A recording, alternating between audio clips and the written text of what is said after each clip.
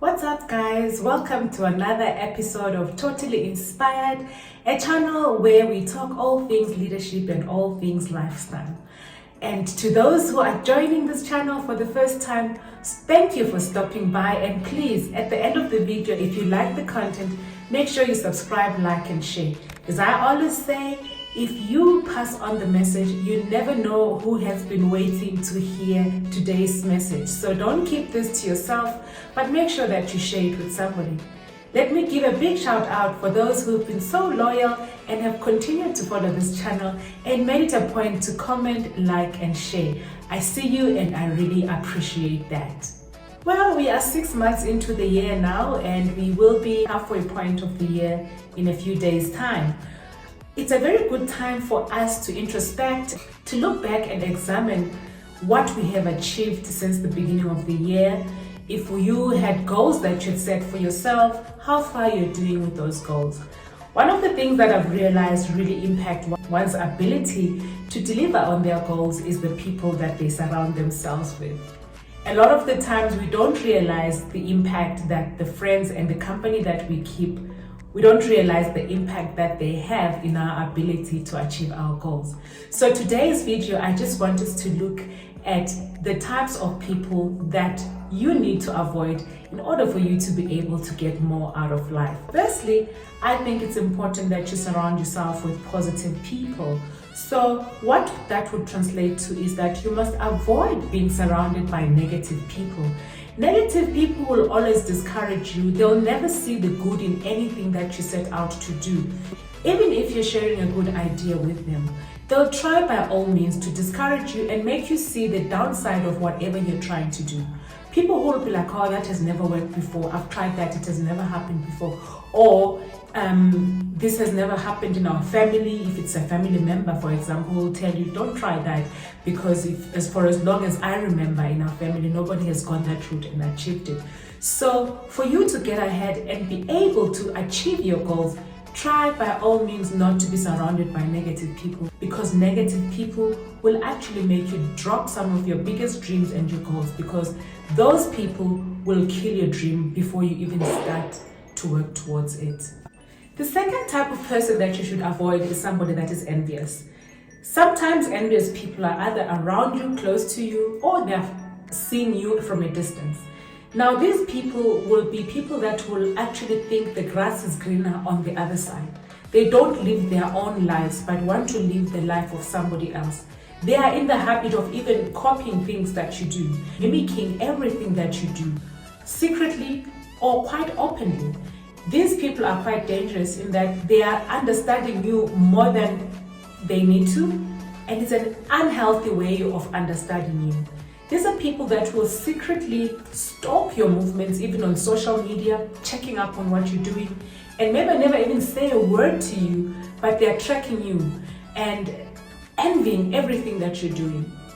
Envious people don't even realize the good that is happening around them. They measure their success and measure their own satisfaction by the standards of another person. If you have been keeping company of that nature so far this year, I'd advise you to drop that type of friend or that type of company. Firstly, they suffocate you, but more dangerously is that they end up making you trivialize your own success. You end up undervaluing your own success because of envious people. So a word of advice, check the company that you've been keeping so far this year. And if amongst those people there's someone you feel fits this category, I think it's time to reconsider. Keep them at a very safe distance. The next group of people that I think we need to be very careful of is judgmental people. These are people who will take something that you're so passionate about and tell you everything that's wrong about it, how it is not morally correct. They use their own yardstick and standards to justify what is considered to be correct or what is considered to be right. And those kind of people have a way of killing your passion for anything or everything that you love to do. They will tell you what's cool, what's not. They'll tell you what's right, what's wrong. There is no gray area. They'll never give themselves time and effort to understand what it is that you're pursuing and why you're pursuing it. Judgmental people often put themselves on a pedestal and view themselves as the best example of how things should be done. They also make it seem like other people's efforts and whatever work they do or whatever areas of passion they are pursuing, they make those seem like they are not right, they are not of a good moral standard, because judgmental people tend to lean more towards morals. And therefore, if you have that type of friend or are keeping that type of company, you're better off looking elsewhere for friends.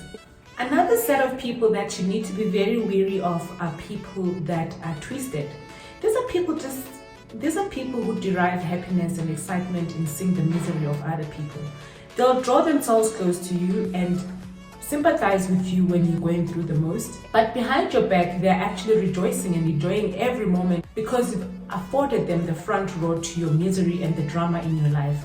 If you're going to identify those people, it's good that you quickly pull yourself out of them, because those type of people will continually be sucking out information from you, finding out what your deepest problems are, your deepest setbacks are, and yet they are deriving a lot of satisfaction and enjoyment out of that. So if along the way you have noticed that you have friends or company that you keep that fit that type of category, it's time that you cut ties. And there's nothing wrong with that. It's just for your own sanity. Right behind the twisted people are those that are suckers for information.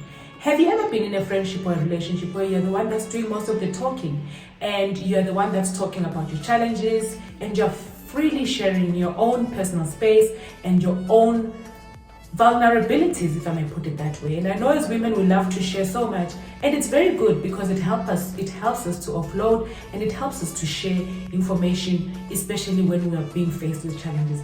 However, be careful of those friends who are always happy to hear more about your challenges, and they'll never share anything on their end.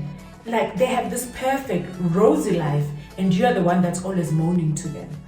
That is not a genuine friendship.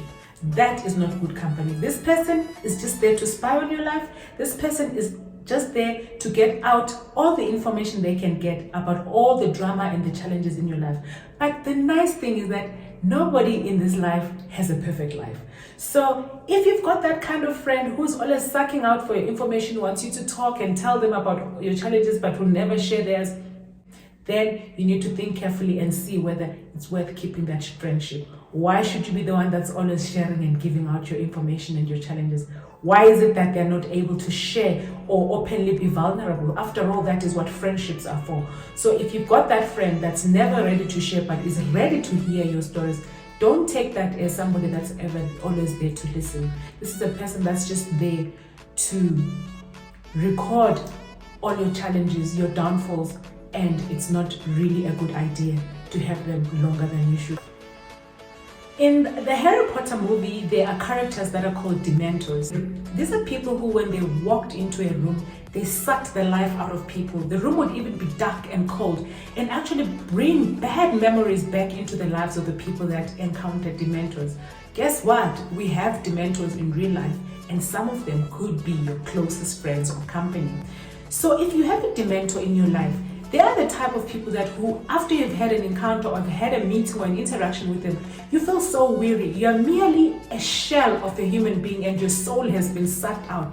This is because these are people that look at life with a half-empty glass, people who will never see any good in anything that's happening around them. They are more or less like people who are negative thinkers. Dementors will really drain you. Even after spending a few hours with them, you feel tired. You feel the world is falling apart and don't have anything to look forward to in life. Actually, Dementors can easily pull you down to depression, a very, very negative impact on the people that are around them. So if you can identify a Dementor in your life, again, it's time to rethink and find a way of cutting them out. And then there are the victims. These are people who actually always seem to have some kind of problem happening in their lives.